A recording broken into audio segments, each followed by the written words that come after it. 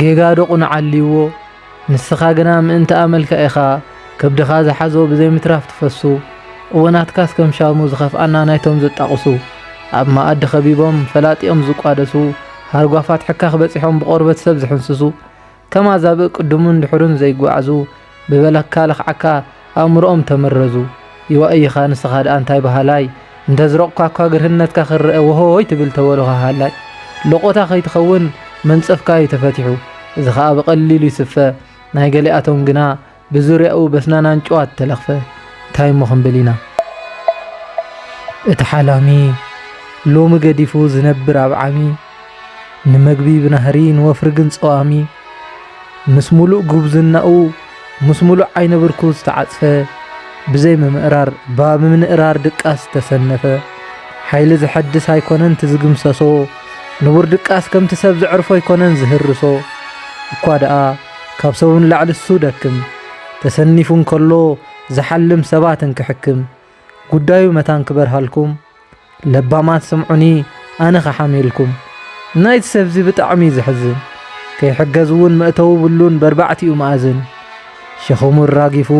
ብማይ ንስሃ ኸይሕጸብ ጉንዳ ዓይኑ ኸይረኣየ ብበሰር ዓለም ይጸባጸብ ከይወፍር ብደመረ ሃጹ ኸይከብር ጎኑ ብንፋስ ትህኪት ተሸፊጡ ዓዲ ውዕል ኮይኑ ኣብ ዓራት ምምራር ተላዕጢጡ ብኢህን ምሂን እኳ ጠጢዑ ኸይልምዕ ውንታኡ ይኮነን ሓሳባት ሰብ ክሰምዕ ንዝርፎ ኸይትብሉ ናብ ሙቕ ስራሕ ዓለም ገጽሓይ ክርእስ ፍጹም እዩ ዘይሕለን ብዘይ ህንካን ሃባን ብዘይ ሸቐጥ ብዘይ ዋጋ ዕዳጋ ብዘይ ምልውዋጥ ስለ ዝተዋሃበኒ ደኾነ ዝኹሉ ቐበጥበጥ ኩሉ ዝቕበሎ እንተዝኸውን ዝኽፈሎ ምተኻእሎ ድምንባር ኣብ ዝዓለም ኣሽንኳይ ክንበር ኣይሕሰብን ክሕለን ከበሮ ቲም ትርምሪም ትጥዑም ዜማ ቃና ናይቲ ድምፂ ብኸበሮ ተሰንያ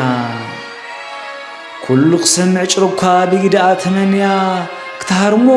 ኸበሮ ኩሉ እንዳድኮሮ ከመይሉ ይኣቤኒ ጥዑም ድምፂ ኸለኒ ማራኺ ንእዝኒ ክላግዳ ሕልፈኒ በለት ብዓውታ ንኸበሮ እናዘለለት ክትሃርሞ ክሳብ ኩሉ ዝእርምሞ ሰምዐ ብዕራይ ብግድኡ ንሱን በለ ኣየ ዝኸበሮ ዘዘርከበ ኩሉ ክሃርሞ ምዃኑ ንሱ ይኮነን ዝሕምሞ ውፅኢት ናይ ቆርበትና ካብ ኮነት መላግቦ መን እሞ ይፍለጦ መን እሞ ይንገሮ እቲ ንሰርሖ እቲ ንስከሞ ሰቡ ካብ ውፅኢትና ዝተረኽበ ስዋ ሕንክሮ ምስ ገለሎ ሰኺር መሬት እንዳዘሮ ተሃኑ የውፅኦ ኣብ ከበሮ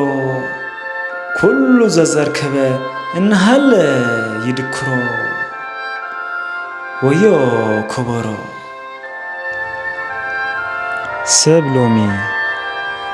ሰብ ተሓላኒ ተሓሳቢ ተማራማሪ ትጎያይ ጋላቢ ንጽባሕ ዘማዕዱ ኣብ ሎሚ ኾይኑ ብተስፋ ዝነብር ኣምላኹ ኣሚኑ ሰብ ወዝ ሰብ ጽቡቕ ዝፍጥረቱ ወላ ብትርኢቱ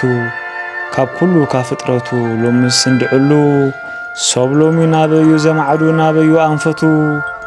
ናብቲ ግብረ ሰላም ዶ ወይስ ናብቲ ግብረ ጸላም ንሱ ከሎ ካብ ኩሉ ፍጥረት ዝቕድም ንድሕሪት ዶበለ ናብቲ ወሓጢ ሰልሚ ዘስጥም ንሓው ክቐትል ካብ ኮነ ትብደው ዝሕልም ሰብ ክቡር ክነሱ ብኽፋእ ተነንዩ ክጻረፍ ብመልሓሱ ዘከማ ፈጣጥራ ናይ ነፍሱ ባዕሉ ንባዕሉ ይደሊ ክዕሹ ኣእምሮ ተዋሂብዎ ከሎ ካብ ኩሉ ዝለዓለ እንታይ ደኣ ኮይኑ ሎሚ ብናይ ክፋእ ዓለም ዝተጸለለ ንኸብዱ ዝመለን ተመልአ ከመይሉ ክጸግብ ካብ ሰብነቱ እናበልዐ እናሰረቐ እናመንዝዐ እንታይ እሞ ክበሃል ባዕሉ ነፍሱ ድሕሪት እናሰርዐ ዘይከም ቅድሚኡ ሰብ ሎሚ ባዕሉ ንሰብነቱ ሃራሚ እስኪ ንሕሰበሉ ኮፍ ኢልና ናበዩ ጉዕዞና መንገዲ ኣንፈትና ብሶላ ናይ ህይወትና ንዕርዮ ከሎ ኣብ ኢድና እንስሳዊ ባህሪ ከይሰዓረረና ኮሎ ብጊሓቱን መንቁሶን ምሓዎ ካብ ሱሩ መሰረቱ ሰብ ሎሚ ይፍለጦ ዳ ዕላማ ፍጥረቱ ዝሓማሚ ወዝ መዋቲ ብሰስዕን ዓይጣንን ተጎቢኡ ኩሉት ብውንኡ ሕልና ዝበሃል ጠፊኡ ሰብ ሎሚ ዘይከም ዓሚ ቅድሚ ዓሚ ብቕኒ ጀሚሩ ኣብ ቂምታ ኸራሚ ፍቕሪ ተዘይብላ ዓለም ጎደሎ እንዳኣላ ወዛ ህይወት ብጠቕላላ ንምንባርና ቅመም ዳ እንወስኸላ ከይተወደአት ግዜ ገና እንከላ የቕሬታ ምስትሕትና ሓዊስና ሓዊ ሓፍቴና ተባሃልና ንቦስና ዓረቕና ንሕዙናትና ጸናናዕና ንኸይዱ ኣለና ሰብ ሎሚ يغني لي سبسكرايب لايك شير አይንረስዕ ጫኔ ዝመስገን